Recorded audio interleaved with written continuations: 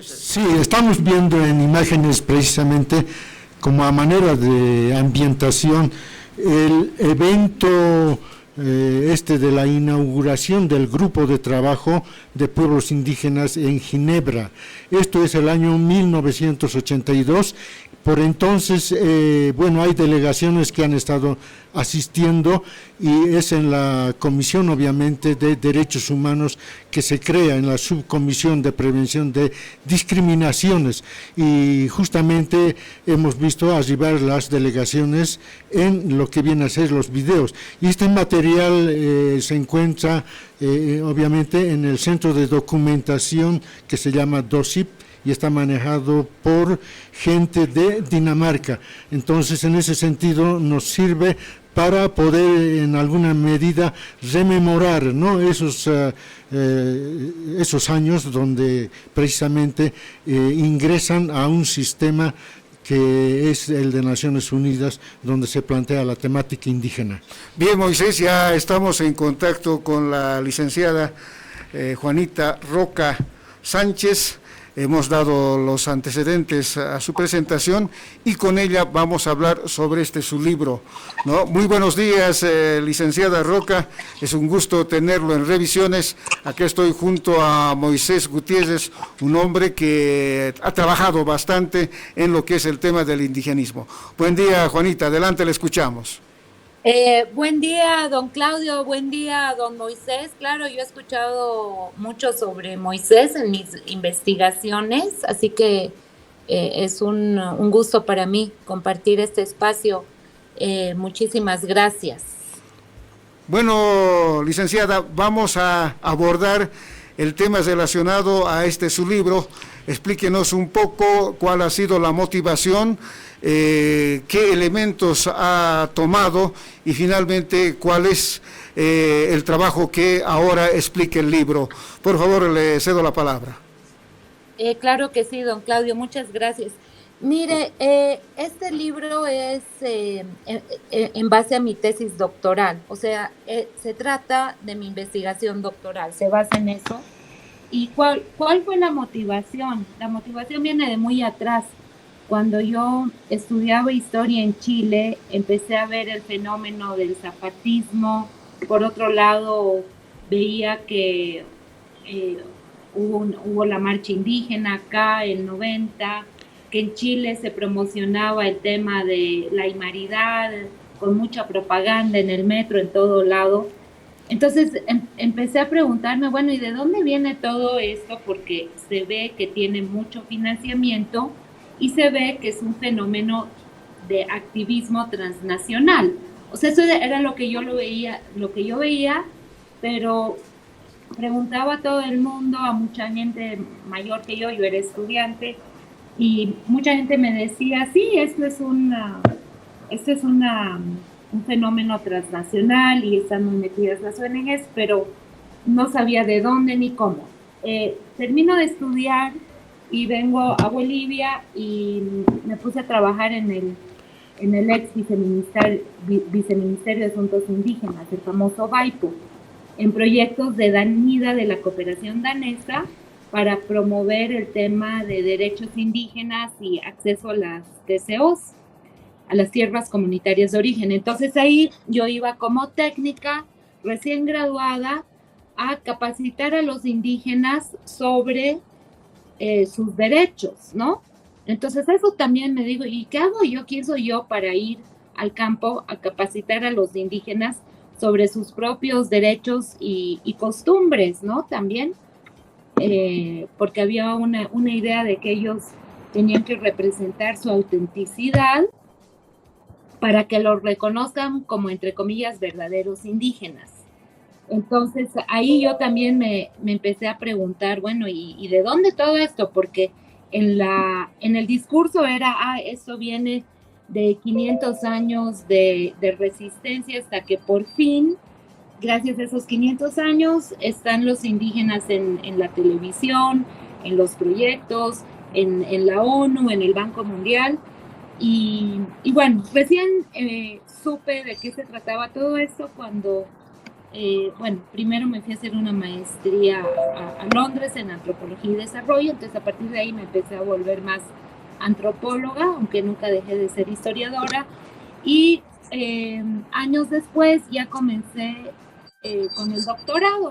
Entonces, para mí, como tengo una base como historiadora, para averiguar cómo es algo actualmente, hay que buscar hacia atrás y ver desde dónde. Entonces me fui 100 años atrás. Entonces, a ver, y me preguntaba cómo era el tema indígena cuando no había cooperación internacional ni ONGs. Entonces me encontré con que había intelectuales, indigenistas de antes, de esa época. Entonces ahí estudié el indigenismo dentro del paradigma o modelo darwinista social. Después me puse a estudiar lo que pasaba en los 50s y 60s y 70s, ¿no? Antes de los 70s, antes de que surgiera el indianismo.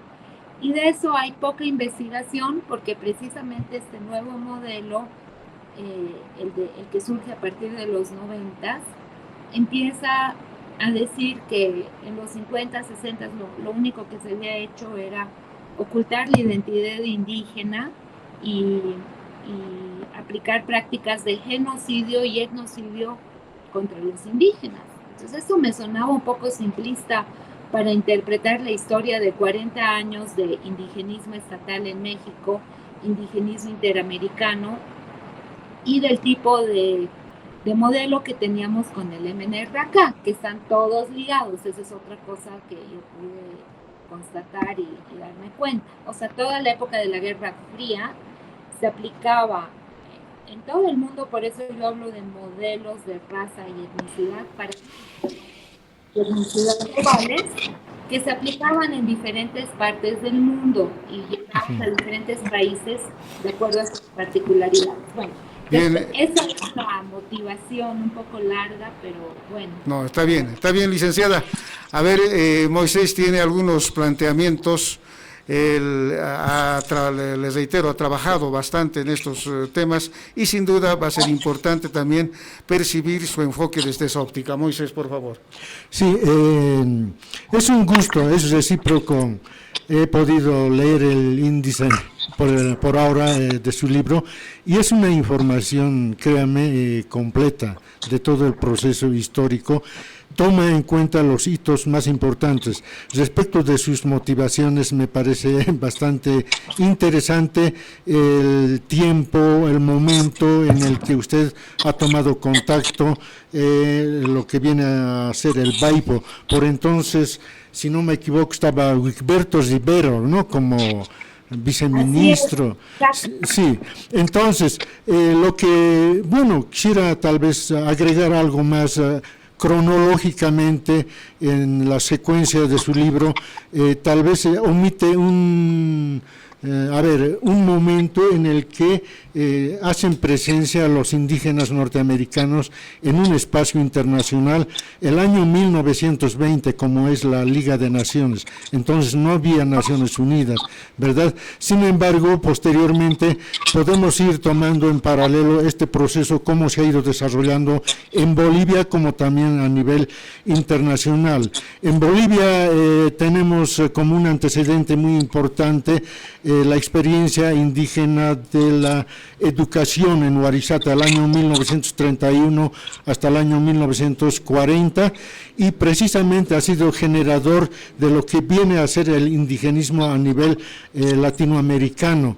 Entonces, Elizardo Pérez, uno de los promotores que es muy importante en esto, se hace presente en una reunión, ¿no?, en Pátzcuaro, México. Y yo creo que esa ha sido una especie de punto inicial donde se va precisamente gestando las políticas en favor de los pueblos indígenas, ¿no? Y el convenio 107 ha tenido precisamente ese matiz de integrar a todas las naciones estas identidades que son diferentes, como son los pueblos indígenas. Se traduce en el convenio 107, que posteriormente ha sido reformulado con el convenio 169, que ya marca otro enfoque, ¿no?, que deberían desarrollarse los pueblos indígenas a partir de sus derechos, que son diferenciados respecto de los estados nación. Entonces, hasta ahí yo creo que va marcando un hito muy importante esta experiencia de Waritzata.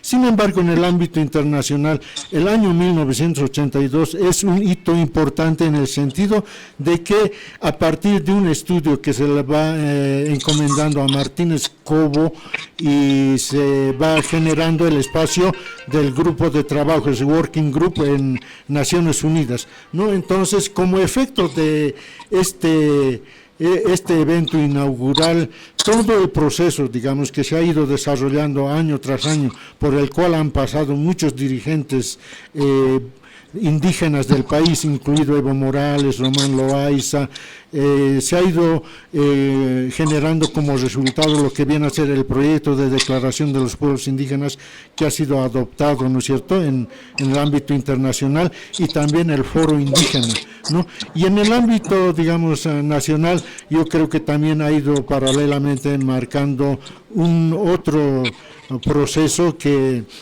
viene a ser el cambio que se ha dado en la constitución política del Estado. Podemos hablar del año 97, donde se incluye, digamos, lo pluri y lo multi y los derechos colectivos, ¿no?, en el artículo 1 y en el artículo 171. Entonces, son dos procesos bastante interesantes que han tenido una serie, digamos, de protagonistas y también cambios en las constituciones. A partir de eso podemos tal vez arribar a una serie de conclusiones que actualmente ya se han ido consolidando con lo que viene a ser el Estado plurinacional y sus percepciones, que no los tengo todavía bastante desarrollados, y como les decía, solamente tengo el índice del texto. Quisiera tal vez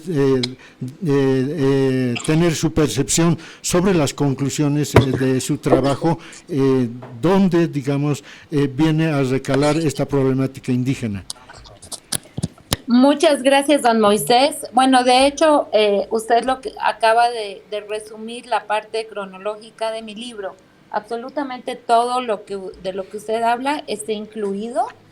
El tema en 1920 de la Liga de las Naciones, cuando los Cherokee piden sus derechos, de los de Canadá, está también mencionado. Uh-huh. No es un hito importante en mi trabajo porque tiene más enfoque hacia Bolivia, ¿no? Pero sí lo menciono, y lo mencioné en detalle, pero le cuento que me lo cortaron, como era una tesis doctoral, pero sí es un hito, estoy totalmente de acuerdo. Todos los hitos que usted ha dado, una especie de cronología. Entonces, con lo que usted, don Moisés, ha dado, yo voy a complementar con el enfoque más interpretativo de todo esto. No, y no solo interpretativo, sino de datos históricos que encontré.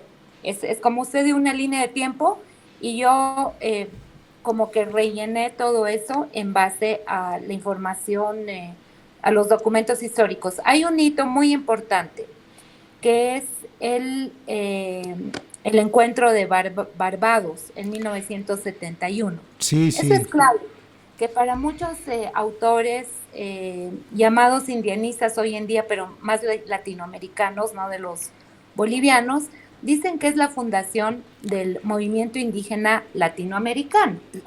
Ahora, sí, donde estaba Bonfil Batalla, muchos antropólogos, sí. Lo que no dicen estos indianistas, más allá de que sean indígenas, no indígenas, mestizos, ¿no?, que me parece una discusión un poco racista y absurda, entre paréntesis, ellos dicen que, bueno, es el inicio, y lo que no mencionan es que en esa reunión solo había antropólogos, no había ningún indígena. Uh-huh. Entonces, lo que yo hice, y cualquiera lo puede hacer de la audiencia, es googlear y buscar la famosa Declaración de Barbados del 71. Uh-huh. Y si uno busca bien, ve que eran como 14 antropólogos, entre ellos Guillermo Bonfil, y empiezan a hablar justo ahí del tema de descolonización, colonialismo interno, todo lo que después, años después y hasta el día de hoy, se sigue hablando, y muchos en Bolivia pensaban que eso era un invento pero una conceptualización de Silvia Rivera o de los cataristas acá, y lo que yo pude ver es que es un fenómeno global. Se hablaba de descolonización, obviamente, en los países que se acababan de descolonizar de África, ¿no? En la época después de la Segunda Guerra Mundial. Se hablaba de colonialismo interno en diferentes, hasta en Rusia, dicen que viene incluso, originalmente es un concepto de Lenin, ¿no? Entonces, lo que yo he podido constatar es que este fenómeno no solo ocurrió en Bolivia, sino en diferentes partes del mundo, bajo diferentes modelos. Ahora, ¿qué pasa a fines de los 70 con Barbados y el catarismo y el indianismo? Como usted dijo, don Moisés, mucha gente de acá iba a estos congresos organizados por la ONU, que en realidad eran financiados por el Consejo Mundial de Iglesias. Y sobre eso han trabajado don Pedro Portugal y Carlos Macusaya, cuando trataron de instalar el CISA, Consejo Indio de Suramérica, el 81. Entonces, bueno, acá en eso también estaba muy metido Bonfil Batalla, y es bien interesante porque ahí viene también un vínculo con Reinaga, con el famoso Fausto Reinaga. Resulta que Bonfil Batalla y Fausto Reinaga se carteaban, y la que ha estudiado eso es la mexicana, la socióloga mexicana Fabiola Escárcega. Ahí en el libro de ella, que se los recomiendo también a los de la audiencia que les interese este tema, está toda la correspondencia entre el antropólogo mexicano Bonfil Batalla y Reinaga sobre la idea de que el modelo integracionista, o sea, el que conocemos aquí del MNR, lo único que estaba logrando era hacer desaparecer el indígena a favor de una idea de mestizaje. Y por lo tanto, había que hacer la revolución india y cambiar la idea de que los indígenas son mestizos, a que más bien tienen diferentes culturas y tienen derecho a su identidad. Entonces, aquí es cuando usted, don Moisés, conoce seguro mucho mejor la historia, se empieza como a etnificar la CESUD-CB, que era más campesinista, y también, bueno, surge el indianismo. El indianismo estaba vinculado muy a este movimiento indígena global, que en realidad ese es el que yo estudio, y su relación con Bolivia, a través de los daneses, precisamente a través de la ONG ICWIA, IGWIA, para también los que quieran googlear y de qué se trata. Entonces, lo que yo he hecho es reconstruir como esa red internacional para ver cómo llega esta ideología hacia los indígenas de acá. Con eso no quiero decir que los indígenas son, porque me han preguntado en otros conversatorios, que si entonces para mí los indígenas son unos entes pasivos que esperan a que llegue todo de afuera. Absolutamente no. Precisamente yo planteo que hubo muchos conflictos cuando llegó esta ideología internacional, porque eso ya nadie puede discutir, hacia los quechuas y aymaras bolivianos cuando quisieron armar el Consejo Indio Suramericano. Se pelearon porque unos tenían una idea de que el tema era más clasista que etnicista, que acá no estábamos peleando por razas, sino por clases. Entonces, por eso es que el Consejo Indio Sudamericano, financiado por la cooperación internacional de la época, por ONGs, no funcionó. Entonces agarran y deciden, bueno, vamos a trabajar con los indígenas amazónicos. Con ellos va a ser más fácil trabajar. Entonces, en ese contexto es que se forma la COICA en Ecuador, y llega Jürgen Richter y un grupo de antropólogos alemanes y peruanos a las tierras bajas. Bueno, entonces ese es el origen de la CIDO. Licenciada, bueno, el trabajo sin duda es importante. El título de su libro es sugestivo, Bolivia y la construcción de un movimiento indígena global. Y usted ya muy bien lo ha señalado, esta es una temática transnacional que busca, sin duda, encarar esta temática en un sentido de que los problemas que tienen todos los países con grupos étnicos, culturales o naciones, finalmente encuentren un factor común. Ese es un primer detalle. ¿Cuál sería en este momento, de acuerdo a sus observaciones, el grado de esa construcción? Pero también Moisés tiene algunos otros elementos para la consulta. Sí, yo creo que el enfoque que va desarrollando me parece interesante. Yo participé precisamente en la constitución de lo que viene a ser el Consejo Indio de Sudamérica en Ollantaytambo. Sí. Hay una serie de cuestiones al respecto que son anecdóticas, episódicas, que, bueno, posteriormente podíamos tocarlo, pero por el tiempo que es bastante limitado aquí en la radio, quisiera más bien puntualizar lo siguiente. Dentro del espacio internacional se han constituido 3 grupos importantes que han tenido bastante gravitación en el espacio de Naciones Unidas.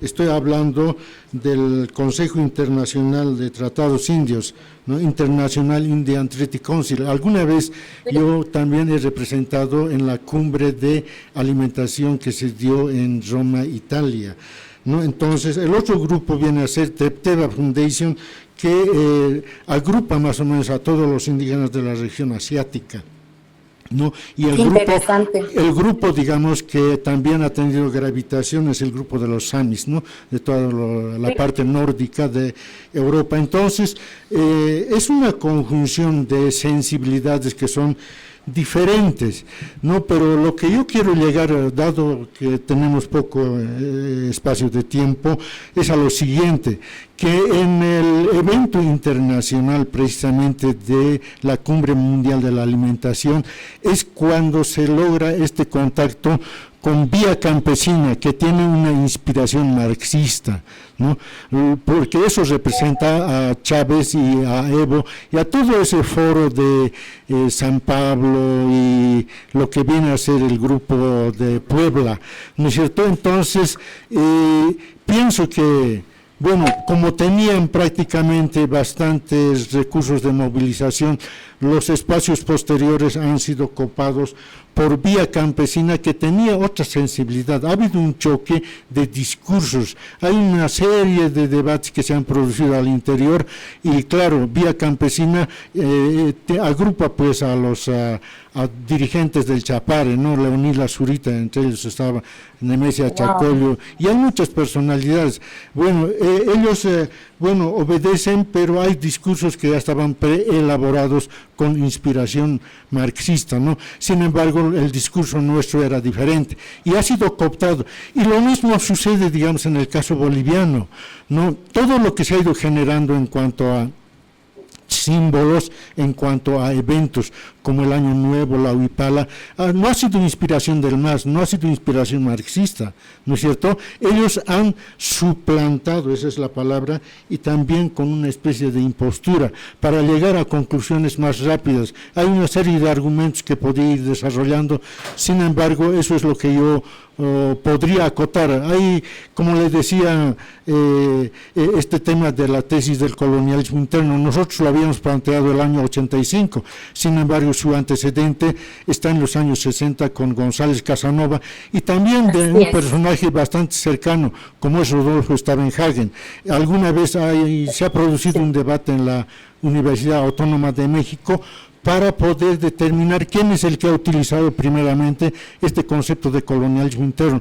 Nosotros tenemos, voy a publicar a futuro, eso ya está en preparación, esta tesis, cómo se ha ido generando aquí y también las connotaciones que tiene, ¿no? Sin embargo, retomando ese debate de Rodolfo Stavenhagen y González Casanova, ellos llegan a un acuerdo de que no han sido los primeros, no, mucha gente, muchos académicos aquí lo han tomado en ese sentido, no, sino que ha sido, digamos, Charles Wright Mills, ese es el que habría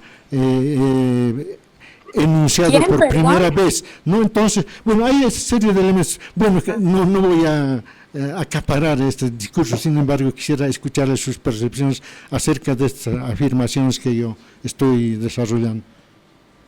Gracias, don Moisés. Bueno, sobre esta historia, usted definitivamente sabe muchísimo más que yo, partiendo por el hecho de que usted fue protagonista.